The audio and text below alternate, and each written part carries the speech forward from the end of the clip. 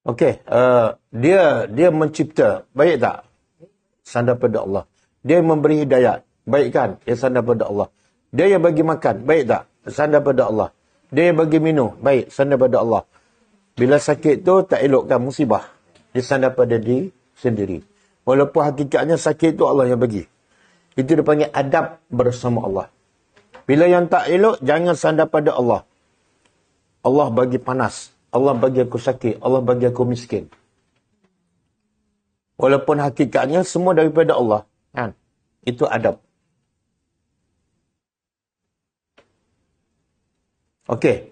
Jadi nama Asy-Syafi tak ada. Tapi perbuatan. Iaitu, bila aku sakit, dia yashfini. Asy-Syafi daripada perkataan yashfini. Dia yang menyembuhkan aku. Itu akidah. Akidah orang beriman. Iaitu, kena yakin 100% yang bagi sembuh ialah Allah. Bukan ubat, bukan doktor. Bawalah pakar yang hebat macam mana pun, tak mampu nak menyembuhkan penyakit manusia.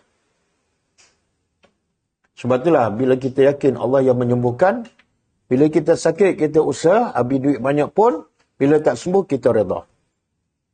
Sebab kita tahu, Allah belum nak bagi sembuh. Kan? Tapi kalau kita bergantung pada obat, bergantung pada sebab, kita akan kecewa. Duit dah habis banyak, kan?